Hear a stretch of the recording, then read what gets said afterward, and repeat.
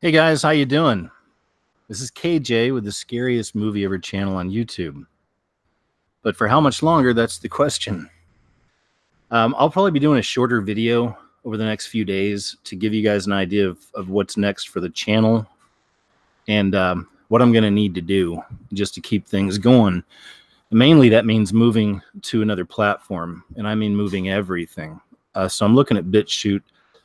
Over the next week, I'll be spending a lot of time transferring everything I have over to BitChute for safekeeping, mainly, because there's a lot of there's a lot of tomfoolery going on with the channel here, and it seems to be increasing. Like I said, I'll do a shorter video in the next few days and give you guys an idea of what's going on and what I'm going to need to do, because we are in those times, and it's certainly, as I've been saying for a few years, this quickening. It's really here, and it's heating up, and we're seeing this beast system, if you will, manifest in a much quicker way. I want to say hi to everybody, though. Thanks for being here, guys. I appreciate it. It's going to be a loose talk, man. I've got a lot of tabs open. We're going to cover a few things here, and I wanted to do this with you instead of making a video. I've got 2 videos that are about 70 to 80% done. I finished while I was house sitting and dog sitting. And that's what got me thinking. I stopped both of them, and then I just started thinking. And I do a lot of thinking. Sometimes I think for days. And that's all I'll do, just putting stuff together and thinking about stuff. But I was just thinking about YouTube, the future of YouTube, the future of those of us talking about the things we talk about, and what's really happening and where we're going. And I was asking myself, do I even want to upload a video to YouTube? Do I even want to finish this right now? So it's even stressful. Being on YouTube has become more stressful than joyful. Absolutely. It's become way more stressful than being joyful. Being a YouTube creator nowadays, talking about things outside the mainstream narrative, I equate it to living in an earthquake that won't stop. Like every time I'm on YouTube or every time I open up the computer to see how my channel's doing, it feels like I'm living in an earthquake. It's like a form of a psychological terror if you're not careful. I'm a spiritual guy. I believe in my relationship with God through Christ, and I lean on all that. But still, I'm a human being, and sometimes those negative feelings and emotions creep in. And I believe that's a big part of the shadow banning and memory holding that YouTube's doing. I believe that's part of a psychological operation, if you will, that creates that feeling in creators that they don't really want around anymore. So anyway, I'll never stop doing my videos. It's my passion. These are my gifts. It's what I love to do. Again, in the future, we'll see where I wind up moving. Okay, so until then, though, I do like doing these live broadcasts on YouTube, especially since I can do it with you guys. We can talk about things together. As I said, today is going to be pretty loose. I got a lot of stuff to show you. And I don't want to be a hypocrite here. As far as YouTube goes, there's like Netflix. There's 2 shows on there that I like. I really like Stranger Things. But after I show you all the stuff going on today in this show, it makes me wonder what Stranger Things 3 is going to bring. What kind of programming, if you will we find in even Stranger Things, because there's plenty of programming in that as well. So if you got a couple shows on YouTube you like, and again, we're mainly covering original Netflix, sorry, not YouTube. We're mainly covering original Netflix programming, TV shows and movies. And they put up a lot of stuff from other companies on there as well. But I'll tell you this, I've been on the internet for a long time, and I've found that if there's something you really want to watch, there's always other ways you can find to watch it. You don't necessarily have to go to these companies, pay these fees and whatever to check this stuff out, especially if you don't want to support some of these companies financially anymore. Not saying where to go, not saying that I've ever done it. I'm just going to say that for sure I have seen this. If there's anything you want to watch, no matter what company produces it, nowadays on the internet, you can find it anywhere. So anyway, we'll get started here. We're going to read some of this article. I thought this is a really good one. And then we're going to jump into some other things. Some of this stuff you may know about already from Netflix, but a lot of it you probably don't. And when you see it all together at once, we get a clearer picture of the, quote, programming that Netflix is feeding us. So I'm going to go ahead and scroll on down. This is a bit of an editorial, so I don't want to read all this guy's stuff here, but let's go down here. It's about 13 years, after about 13 years of being a loyal customer of Netflix, the time has come for me to say goodbye. This isn't an easy decision for me. I've been with the company since the 2000s, back when Blockbuster stores were still on every corner. Do you remember Blockbuster? That's an ongoing joke I have anytime I go out and somebody is waiting for the card, like say you go out to eat perhaps or something.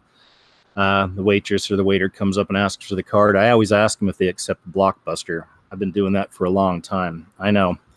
Probably not very funny to some of you, but I always deliver it with a very straight face. And it's always interesting to see their reactions. But anyway, some people don't even know what Blockbuster is. I found that. That's another thing. Given that I'm a conservative, again, this is an editorial, one might be inclined to believe that my choice to leave Netflix is predicated upon the company's most recent decision to partner with Barack and Michelle Obama's new company called Higher Ground Productions. Now, that's another thing with Netflix. They're literally giving a huge platform to Barack and Michelle. So who knows what they're going to come up with. But anyway, they're apparently going to be producing loads of new content. But this choice by Netflix has not alone led me to this decision. Rather, this was the straw that finally broke the camel's back. A little over a year ago, my now 8-year-old son and I began watching Bill Nye the Science Guy on Netflix. I never really watched the show as a kid because by the time it hit the airwaves in the mid-90s, I was already in high school studying chemistry and physics and textbooks and hadn't outgrown the goofiness of the show, but my son liked it. Watched it together for some time. It really is a pretty good show for children. He hadn't seen all the stuff yet. Though it now seems a relic of a long time past when such shows were just produced to educate children in a fun way, rather than indoctrinate them via leftist political messages peppered into the content. It wasn't long after we began watching Bill Nye the Science Guy that Netflix exclusive Bill Nye Saves the World launched. As The Independent puts it, Nye's new science show aimed at adults famously jumps the shark in its inaugural efforts by having Rachel Bloom join the show for episode 9 titled The Sexual Spectrum. She performs a song called My Sex Junk in which she utters such thought-provoking scientific lyrics as, "This world of ours is full of choice, but must I choose between only John or Joyce? Are my options only hard or moist?" Eesh. I don't like saying that. My vagina has its own voice, not vocal cords, but a metaphorical voice. Cause my sex junk is so much more than either or. Power bottom or top off. Versatile love may have some butt stuff. Now this is Bill Nye the Science Guy. This is what Bill Nye is morphed into. But this again falls into line with something I've been saying for years. We're living at a time where we're seeing a separation, if you will, of the wheat and the tares and the sheep and the goats. And people can no longer hide these things that have been hidden for so long inside of them, both good and bad. So I believe we're seeing people really manifest at whole new levels now, both on the evil side, we'll say, and also in the light, with Christ, and those with God are manifesting even more as well. So now this is all incredibly stupid and disgusting, but Netflix has a right to produce stupid and disgusting content, just like anyone else, I thought. The interesting thing is that none of this seemed to me to be targeting an adult audience, at least in any coherent way. As Gizmodo's review aptly observes, the show delivers so little information in such a patronizing tone, it's hard to imagine a toddler, let alone a sentient adult, enjoying it. True as that may be, I certainly didn't want my son happening across the show believing it was anything like Bill Nye's other show that we've been watching. The thought troubled me, so I became careful in ensuring that my kids watch shows only among the children's selection of the Netflix library. As I discovered last weekend, however, those efforts are not enough to shield them from such efforts at this kind of social indoctrination, because that's exactly what it is. Yeah, infant indoctrination.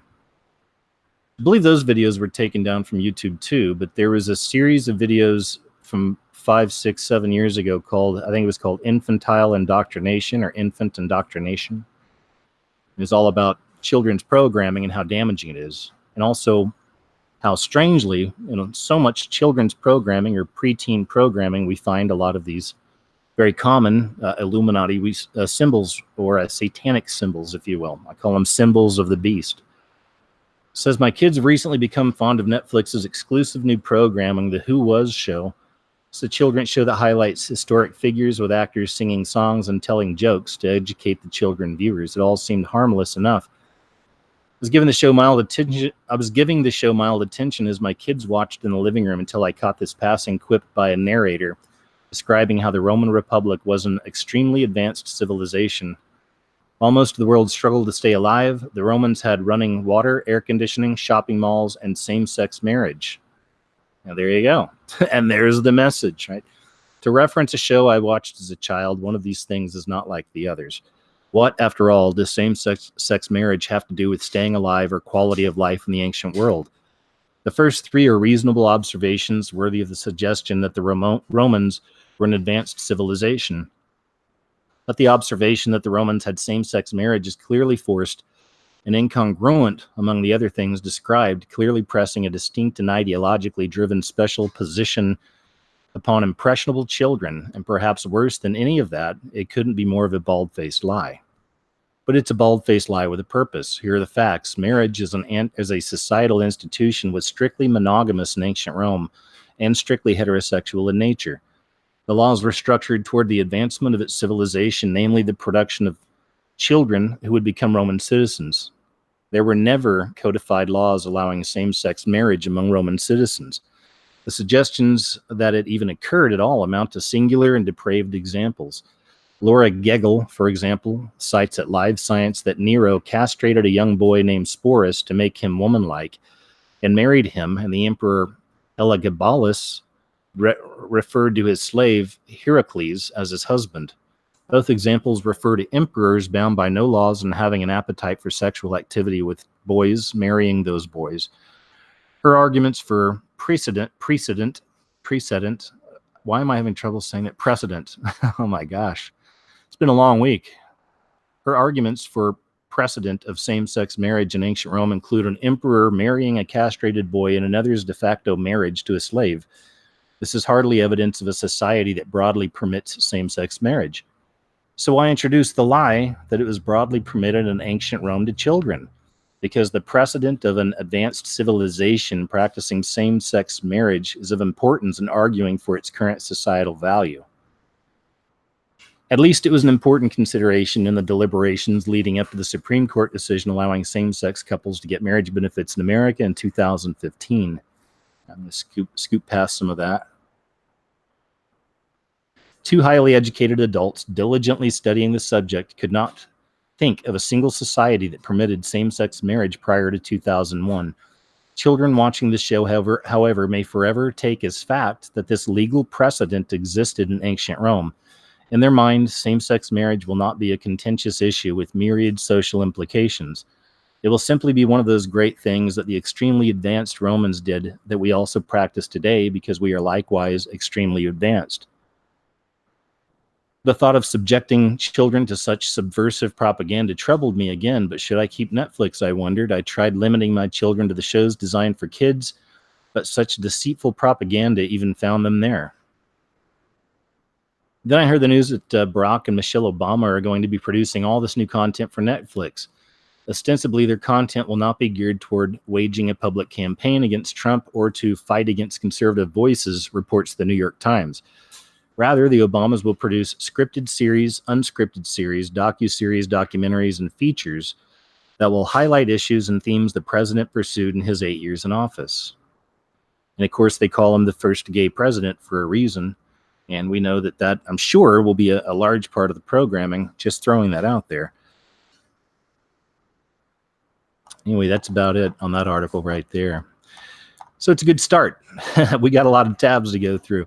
First, real quick before I continue, I also want to say hi to the moderators. I saw only a few earlier. I'm sure others have shown up, but I saw Mia and Tamara, and both of them could use your prayers, folks.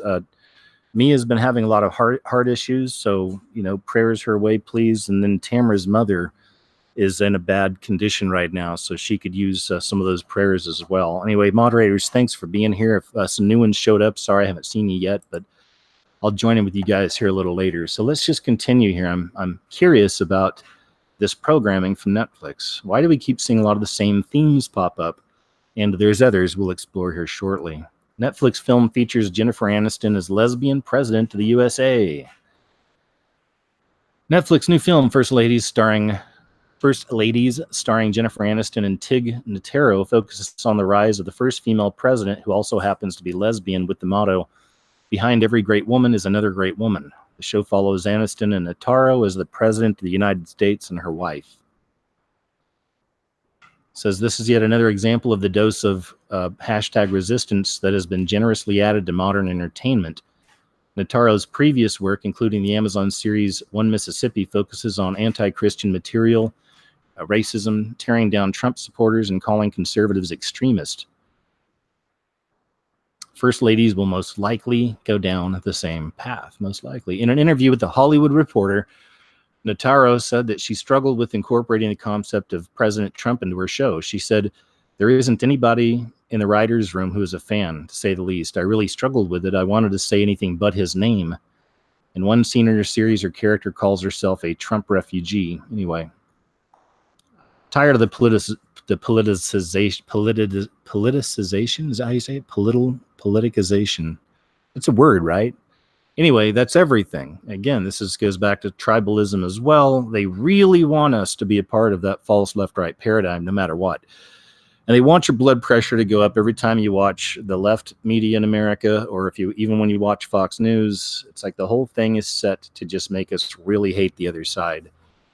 And there's real reasons to dislike the other side, in both ways at times. But they don't want us being reasonable. They want us to be hardcore political and to choose a side, Coke or Pepsi, right? And then we get this constant flux of all the things the other sides are doing that are horrible and terrible, and that's only going to create more anxiety in you, more anger. The Silence. It was a movie they had on Netflix fairly recently, I think over the last few months.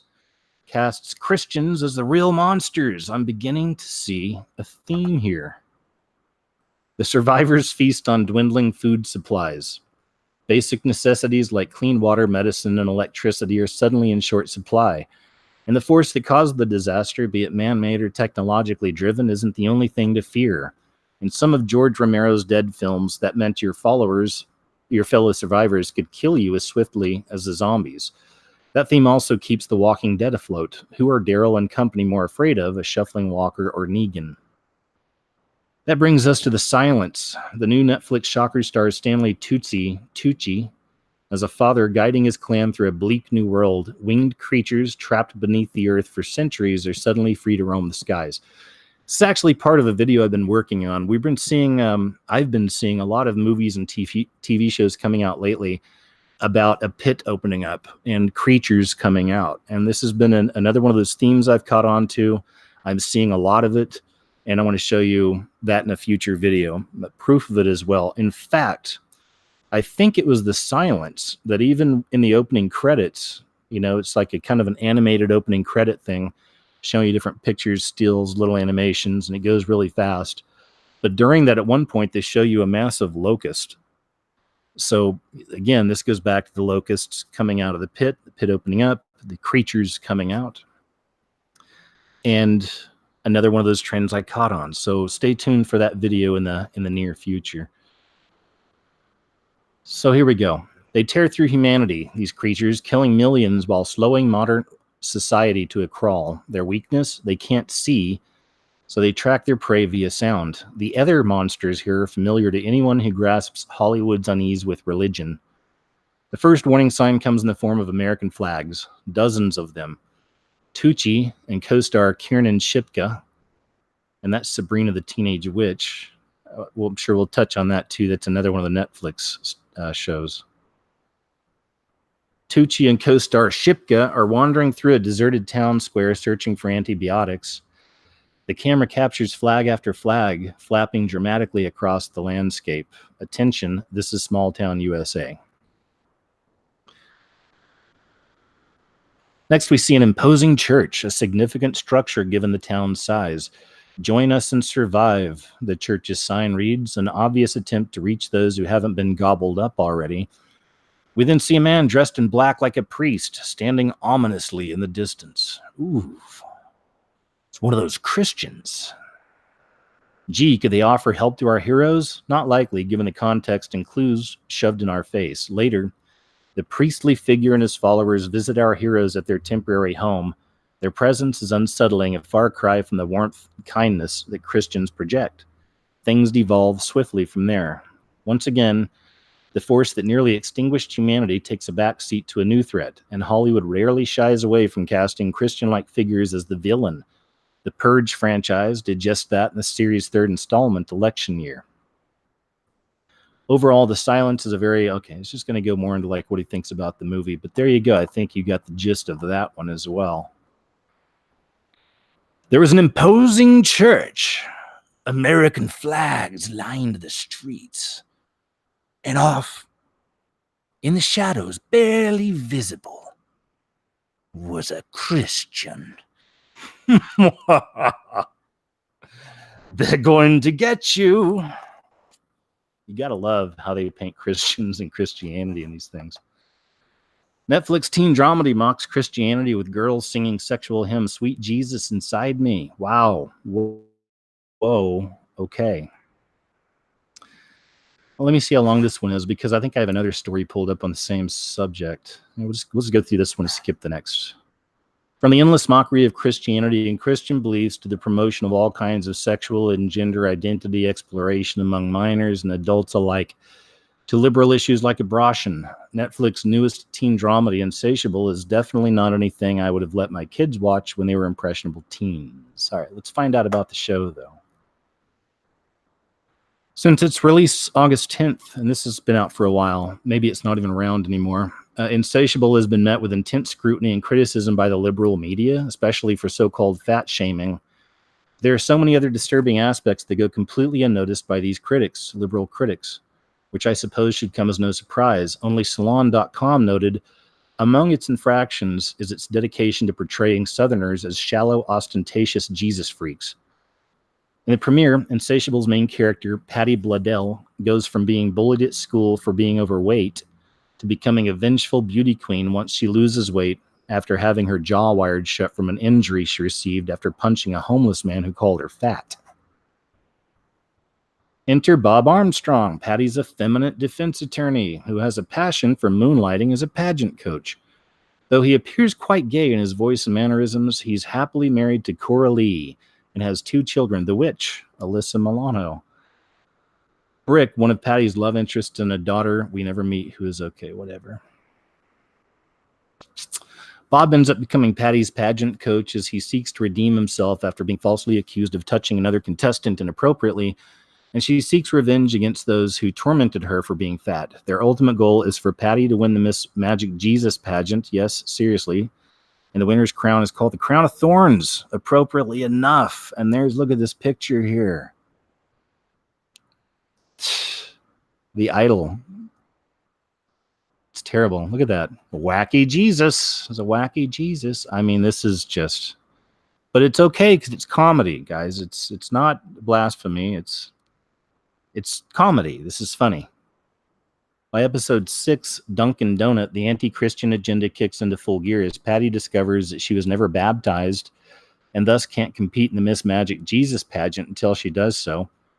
When her mom offers up excuses as to why she was never baptized, she remarks to Patty, besides, you don't really believe in all that stuff, do you? This is when we meet Pastor Mike, who is in charge of the Miss Magic Jesus pageant, Bob, who isn't much of a believer himself, hopes that Pastor Mike will make a baptismal exception for Patty. Okay. Patty suggests to Bob that they get baptized together, which Bob refers to as taking a dip in the kiddie pool, but he agrees to do it thinking that Patty saved him once before. All right. Let's scoot past some here. Here's something.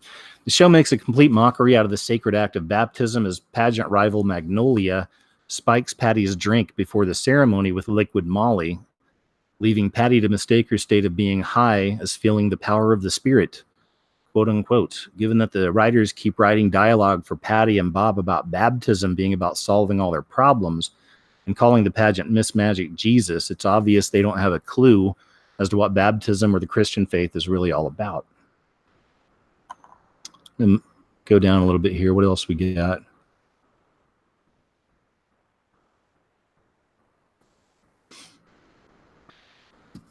Cut to a scene of Patty receiving oral sex from Christian, her boyfriend, I guess, on a Noah's Ark structure in the church playground in broad daylight as the song Walk It Out by Slingshot plays.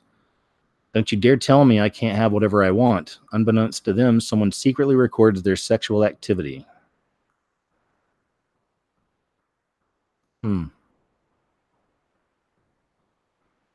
Then, in what was the most offensive scene of the entire show, the Miss Magic Jesus pageant begins with the contestants singing a very lurid and sexually charged worship song, asking the Holy Spirit to, quote, please ride me deep, deep, deep in my holy Father. Wow. I don't even like saying that. Wow. Wow. But it's okay because it's a comedy. So they sang that lyric while making sexual emotions and gyrations. What is that even supposed to mean other than the obvious sexual innuendo? All right. Anyway, I think I've had about enough of that, but there you go. There we go. Okay. Thanks, Netflix. Thanks a lot. How Netflix's Sabrina mocks Christianity, glorifies witchcraft and the demonic. For a lot of us, this is really obvious, but there's a lot of people that are watching this, especially, I believe, young people who, it's just they like to watch people around their age. When you're younger, you like these teen shows and stuff when you're a teen. It's like how you kind of relate and you kind of see what they're doing. And then we mirror a lot of what our idols on television and movies do at that age. Some people never stop doing that, but so some of this is pretty obvious for a lot of us. Some of you maybe not. I'll just do a little bit here. How Netflix's Sabrina mocks Christianity, glorifies witchcraft and the demonic. Netflix recently premiered its series Chilling Adventures of Sabrina. The series has nothing to do with the lighthearted 90s comedy Sabrina the Teenage Witch. The reboot is based on a comic book series. And unlike the old comedy, the new series delves into terror, cannibalism, black magic, and the demonic. This is also really an appropriate example of how everything's quickening. Again, how we're seeing the beast system manifest, even quicker. This used to be a lighthearted, goofy kids show. Even as a youngin', I watched some of those. Had a talking black cat. Of course, it was a animatronic, but so. And even that was conditioning as well, right? Of course, even that was feeding us witchcraft is cool. It's cute. It's lighthearted, back in the day. But now they're just like, you know what? Forget it. No more curtain. Rip that down straight up in your face. This is the agenda. This is what's going on. And this is what they seem to be feeding, the public more and more, is this kind of stuff, these kinds of images, this imagery and these ideas. The script reveals that this new Sabrina and her aunts worship Satan, or as they call him in the series, the Dark Lord. The show includes phrases including praise be Satan or for love of Lucifer, mocking Christian expressions. It talks about how they mock Catholicism, but, a lot of us understand Catholicism as a part of a false Christianity anyway. So it was, what do they call it, a paper tiger? Or is that a straw man? I'm not sure, but that's an easy argument to win for a lot of us. But some people are still fully dedicated to that religion, and I still believe their hearts are in the right places. They just aren't looking deep enough, I guess. When speaking to a male earthly representative of Satan, her aunt mocks Jesus' death on the cross, saying, "Forgive her, Father, she knows not what she says." They talk about more baptism here. Chapter 2 depicts Sabrina's satanic or dark baptism, in which the characters invoke Satan as a god. So we have real rituals anyway going on, right? To some degree, maybe full on, but while you're watching it, so we're I've never seen an episode of this, by the way, but while we're watching it, I'm assuming, that you're becoming a part of that spell or a part of that ritual without even realizing it. As we look into that scrying mirror that is our television sets or our phones, and we're becoming a part of these spells and rituals without realizing it. Some people, at least.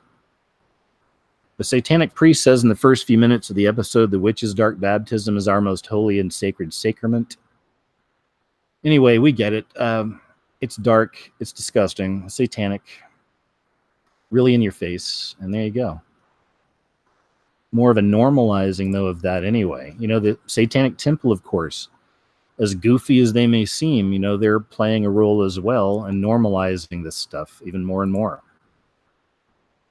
The Satanic Temple actually had to go to court against the Sabrina the Teenage Witch, the new Netflix series, at one point because they were using a Baphomet statue just like the ones the Satanic Temple created, the one with the two children on both sides of the Baphomet. So just another example of really like real life mirroring reality, and how this stuff is a part of our imprinting and predictive programming, social engineering even. This, I'm not sure. What did I pull this one up for? Let's see. Talking about something on Netflix. Let's see.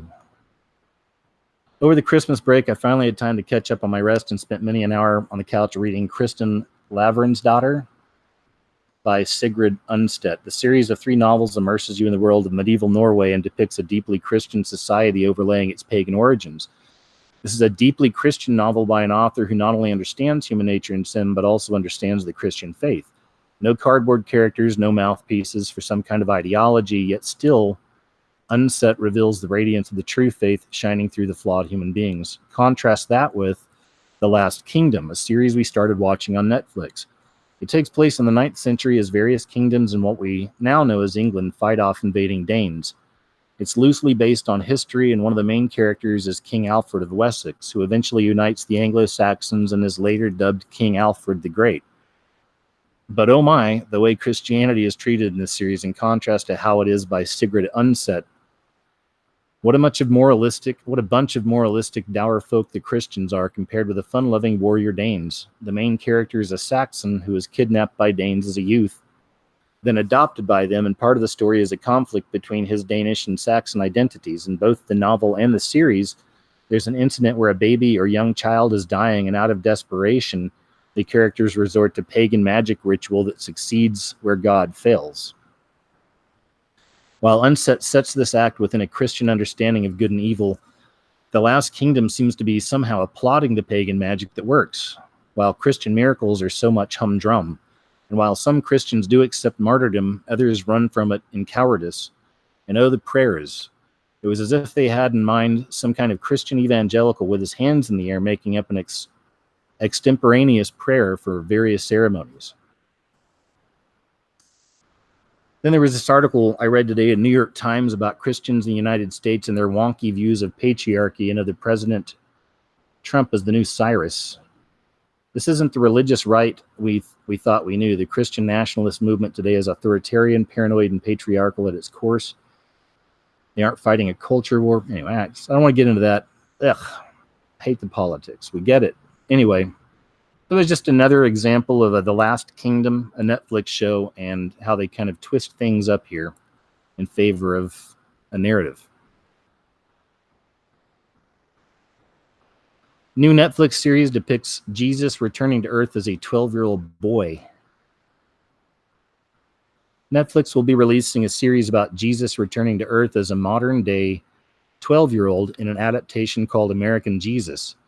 The show is based on Mark Millar's comic book, also called American Jesus. It follows a 12-year-old boy who suddenly discovers he's returned as Jesus Christ. He can turn water into wine, make the crippled walk, and perhaps even raise the dead, says the show's description. How will he deal with the destiny to lead the world in a conflict thousands of years in the making? Millar, who is a Catholic, said his comic book American Jesus is reverential. It's actually very reverential. Like if I write a Spider-Man comic, I want Spider-Man fans to like that comic. If I write a story starring Jesus, I want Christians to like that comic, he said in a 2012 interview. Sometimes you get stories about religion mainly to attack religion. It's something that if you're a Christian, you won't be happy about. So the American Jesus comic is something Catholics would like. Netflix acquired Millar's company in 2017, has since developed many projects with him, including publishing Netflix's first comic book, The Magic Order. Millar's past work includes series like Kingsman and Kick-Ass, both of which have been turned into movies.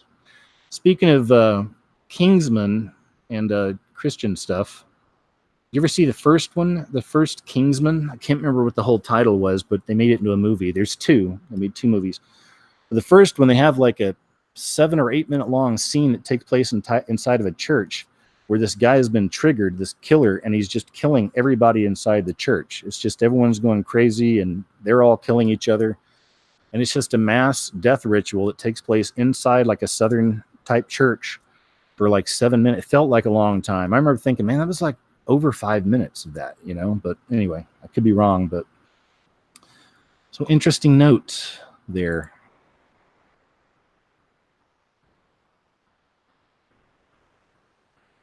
This is a fairly new story. Anti-abortion activists are boycotting Netflix over Georgia heartbeat bill stance. We'll never exchange babies' lives for money. So this has become a new thing here. Anti-abortion groups in Georgia have called for a counter boycott against the online streaming giant Netflix 1 week after the internet company said it would be rethinking investment in the state over its restrictive abortion laws. Georgia Right to Life, part of the Personhood Alliance, has called on anti-abortion proponents to cancel their Netflix accounts and petition the company's CEO, Reed Hastings, claiming the state's conservative values are being held for ransom by Hollywood. Netflix, among other film industry giants, is using intimidation in order to force Georgians to trade innocent human lives for money. Georgia Right to Life Executive Director Zemi Flex said during a press conference Tuesday, "We are here today to stand up to this intimidation so that Georgia does not lose its identity as a pro-life state that values life, and we end up like New York that has legalized infanticide." Carolyn Garcia, an anti-abortion advocate, compared Netflix to a bossy house guest over its position on Georgia's abortion laws.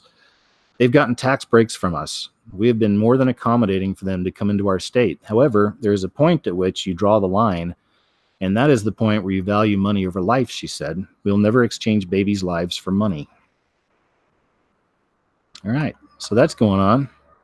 You probably heard about this. There's a lot of people in Hollywood been speaking out about this. They want to pull production out of Georgia and standing up for the right for a woman to have one. Bill Nye show bashes Christian views on sexuality using cartoon orgy of ice cream cones. This is ridiculous. I just want to share this one quickly here. Television host Bill Nye is using his Netflix series as a vehicle to attack Christian beliefs on sexuality in a peculiar way. Cartoon orgies featuring anthropomorphic ice cream cones. Bill Nye Saves the World debuted on Netflix April 21st to cheers of fans who watched the old show. Each episode of Mr. Nye's new project seems to explore scientific issues that touch our lives, but one in particular covered the different flavors of sexuality. Anyway, we get it. Got it. Bill Nye. Creep and a cretin. The Society is another new show here on Netflix. I'm not going to read this whole article here. It's pretty long too. But in this article, they're talking about how kind of the context of this whole show is about socialism, right? Like that's kind of the whole idea that's truly explored. I don't know if it's pro or not. Maybe some of you have seen The Society. Is it worth watching? The whole thing. I started it a while back. I didn't finish the first episode. I kind of see where they're going and stuff, but I don't know. Just throwing that one out there. Don't know much about it, but this article is claiming that the overall message is about socialism. But are they saying it's good or bad? I'm not sure. Take a quick drink here, guys. Give me 1 second. Gotta wet the whistle, as they say. I don't know who says that, but somebody probably does. Or knee high to a grasshopper. Anybody ever tell you they knew you and you were knee high to a grasshopper? You ever heard that one? Why Marvel's The Punisher Season 2 villains are religious Nazis, the alt-right, and Russians. As the product of the Vietnam War, The Punisher is an inherently political character, a walking, talking, gun-blazing embodiment of angry veterans and uniquely American id. Since his 1974 debut, Frank Castle has often been co-opted by real-world political activists and radicals for their own agenda. That's been much to the chagrin of the character's creator, Jerry Conway, but perhaps to be expected for an anti-hero vigilante. Okay, whatever. Let's get to the meat of it, huh? Much of the Netflix series about the Punisher has been about... let's see, here we go. But the show's second season, which debuted on Friday, takes a broader view, asking in its narrative how Frank can exist in civilized society, and more philosophically, perhaps, who the Punisher would fight for in a fractured nation that suffers from more gun violence, political extremism, and domestic you-know-what. Here we go. The ideological villains in the second season are far right-wing fanaticism, greed, and the Russian underworld, three main contributors to the unholy coalition of the most modern reactionary politics. I'm sure that wasn't by accident. Frank is up against a conspiracy of corruption and deceit enforced by a puritanical Christian hitman named John Pilgrim. Based on the trailer, fans speculated that he was really a Marvel character named the Mennonite.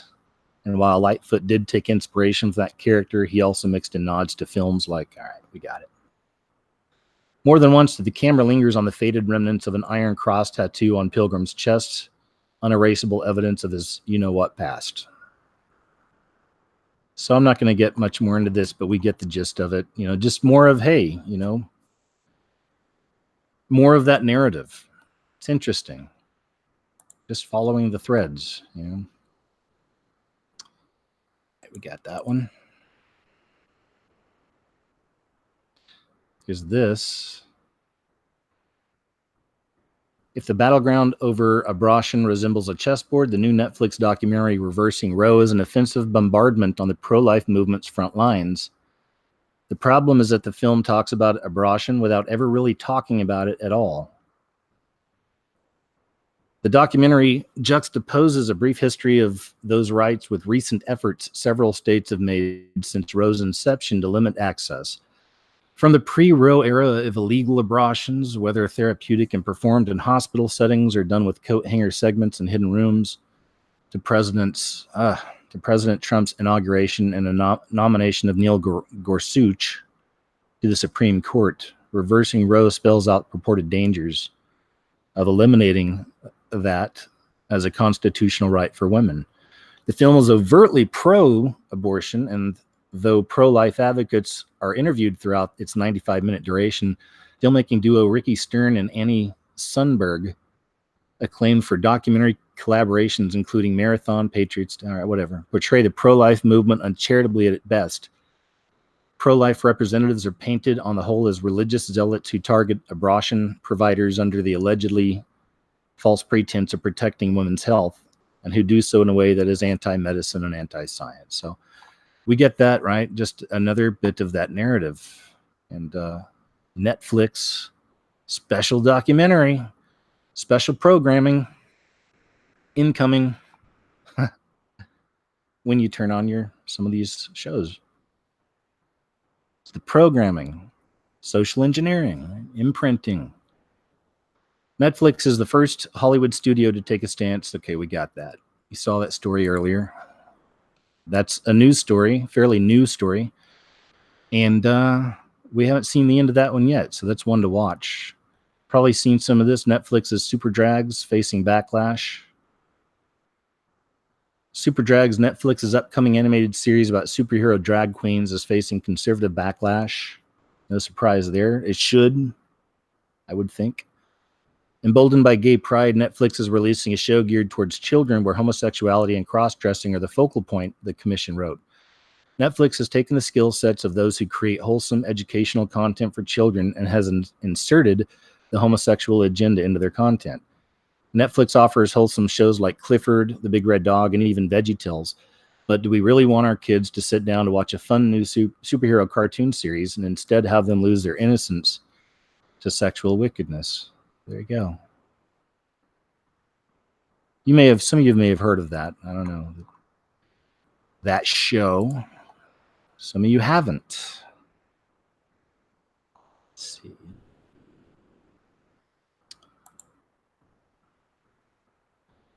So we saw the story already about the Obamas inking a Netflix deal. Here's one that I hadn't really heard of either. Netflix announced on Wednesday. Let's see when they did this.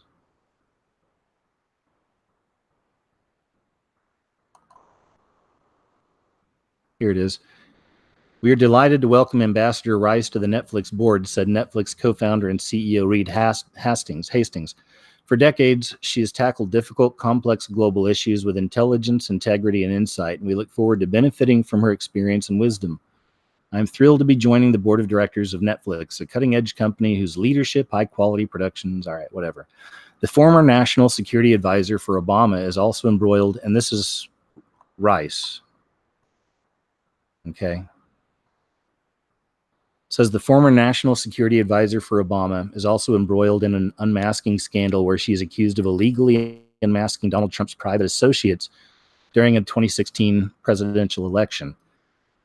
Trump supporters called for a boycott of Netflix. Everything the left touches, it destroys with their Marxist agenda, it says. Netflix boasts over 100 million subscribers, so of course Obama and Rice are chomping at the bit to brainwash their viewers with anti-American, anti-Christian garbage. There you go. That's the message right there. There you have it. I was going down this list earlier, just kind of looking at, this is some of the best original series from Netflix, they say, and this is ranked from Uproxx. I was just going through earlier and just kind of picking some of these apart, but I think I made some single tabs here for the ones I wanted to look into. So let's just move on here. Here's some right here. Here's a couple of them. You may have heard of Big Mouth. It's the picture on the left. And then the other one is, what is that called? American Vandal. But apparently, and I haven't seen American Vandal, but I read other stories on this, other reviews and stuff. But apparently it's filled with wieners. You know, if you feel like you haven't seen enough wieners yet, apparently there's lots of wieners in that show. Most of them drawn out from what I understand, but still there's a lot. More than most people would want, I would guess. And then, of course, on the left side with Big Mouth, the animated series, a lot of people have covered that in the past. I covered it as well. Filled with filth, man. Creepy subliminals as well. You can even see on that the monster. The monster's called, it's like the puberty monster or something like that. And it's kind of guiding these young adults into puberty or through puberty. So this monster shows up, which is a Baphomet as well. It's got the horns. So these Baphomets show up, and its nose, of course, is shaped like a wiener. You know, I can't be the only one that sees that. So just stuff like this, you know, and of course, drawing out the picture of the penis with a child, and just gives you an idea of what these shows are about and what they're pushing. More filth, right? Garbage. There's a show called Kimmy Schmidt, Unbreakable Kimmy Schmidt. And this one's on Netflix. I think it's still on there. It's had several seasons. But the whole idea in this one is that she was rescued from a religious death cult, waiting on the end of the world. And this is the way they were dressed in the cult. And, you know, portraying, again, just cheesy, clueless, goofy Christians. So. And then this, teen shows like Netflix's Sex Education can get wildly explicit, but should they? In the first few minutes of Netflix Sex Education, a man and a woman are mid-coitus and visibly naked from the waist up. The woman is having a great time while the man is going through the motions.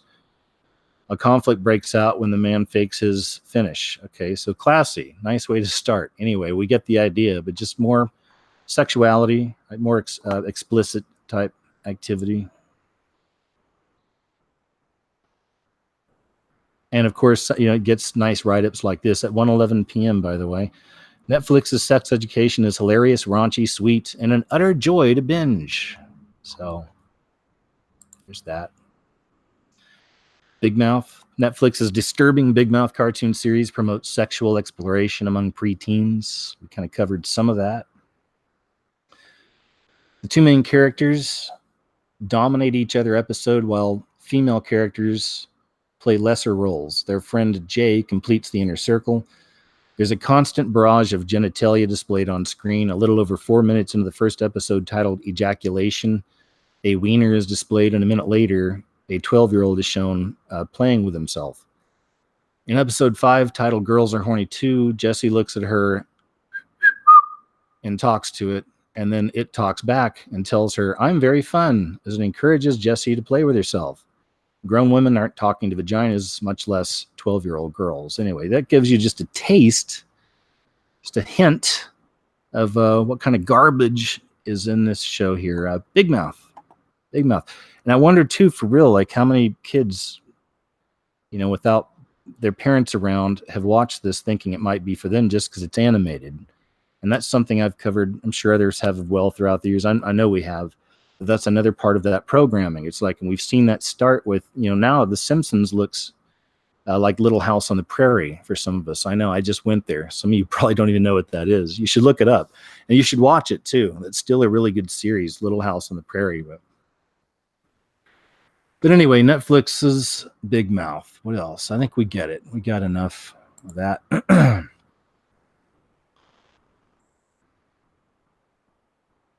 And Sense8, it's I guess another LGBTQ and the rest kind of a show. Thus far, I've just caught one episode of Netflix show Sense8, so I do not know very much about it, but comment on what I've seen. It's in 2015, and it's the Wachowski, now sisters, Lily and Lana Wachowski. You know, they've both transitioned. Show Sense8, and in this case, one manner whereby you will discern how real-life worldviews influence fiction. That Lana was born Lawrence and Lily was born Andrew Paul. All right, anyway. There were 2 references to homosexuality within 3.5 minutes into the show, which minus the intro is about 1 minute into the actual show. And by the way, the show is not about homosexuality, but it's supposed to be a drama, mystery, sci-fi. One issue is that, as per below, homosexuals know that this is an LGBT the rest show, but I did not know that, and so I watched okay, whatever. So we get it. So just that's where more of that narrative showing up in Sense8, which I've never seen an episode myself, by the way. But I looked up images and I get what these people are saying. There's a lot of that obvious message throughout. You know, it's just another part of the narrative, I suppose. Comedy meets cannibalism in Netflix's Santa Clarita Diet.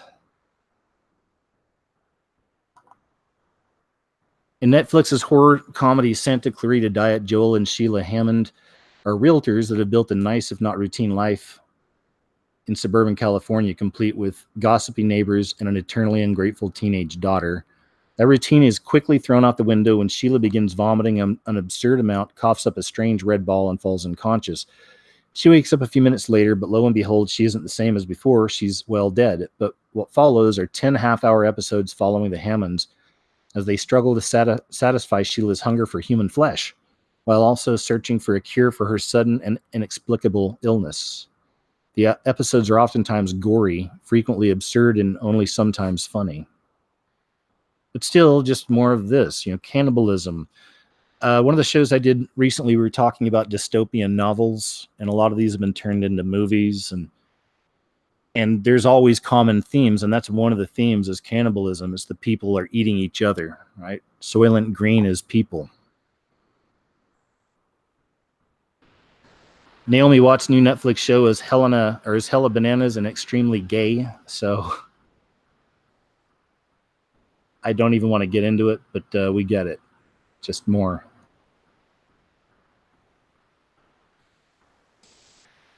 This was an interesting example, too, of, programming in a lot of ways. Netflix and suicide, the disturbing example of 13 Reasons Why. And this was, I believe, a nationwide story.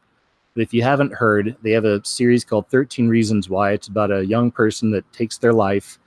They leave behind 13 maybe cassette tapes or DVDs or something, and they explain those are the 13 reasons why they did it.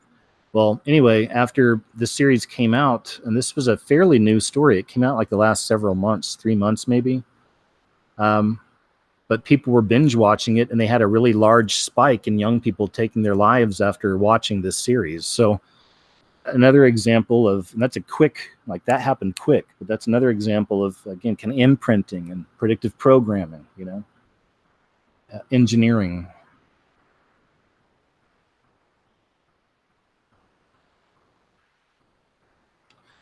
Just more, Netflix's Godless uncovers queer heroines in the Old West.